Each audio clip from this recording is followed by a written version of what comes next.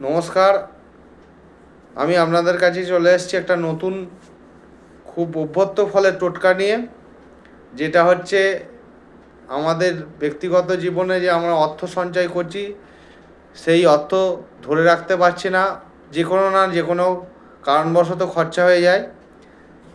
এই অর্থ যাতে সঞ্চয় হয় এবং অর্থ প্রাপ্তি ভালোভাবে হয় এবং মা লক্ষ্মী আপনাদের যাতে কৃপা করে, তার জন্য আমি একটা অভ্যর্থ টোটকা এনেছি। বেশিক্ষণের আমি এই ভিডিওটা লং ভিডিও করছি না, এটা খুব শর্টের মাধ্যমে জানাচ্ছি।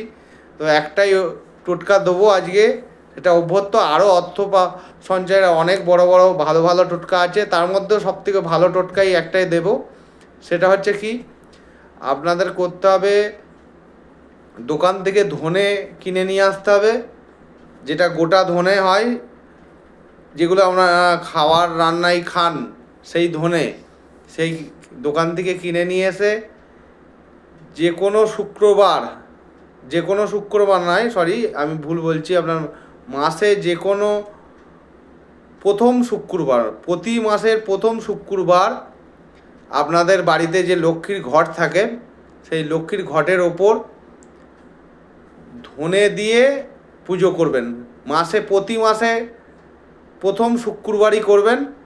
এরম আস্তে আস্তে আপনি যদি করতে থাকেন, তাহলে দেখবেন আপনার অর্থ সঞ্চয় এবং অর্থ প্রাপ্তির জায়গাটা ভালো হয়ে গেছে এবং অর্থের উন্নতি আরও করতে থাকবে। নতুন নতুন অর্থ প্রাপ্তির একটা সন্ধানও আপনারা পাবেন। ধনে দিয়ে পুজো করলে মা লক্ষ্মী যে এত সন্তুষ্ট হয়, আপনারা টোটকাটা করেই তবে আপনি বুঝতে পারবেন যে এর কী উপকারিতা। থ্যাংক ইউ, নমস্কার, রাখলাম, ধন্যবাদ।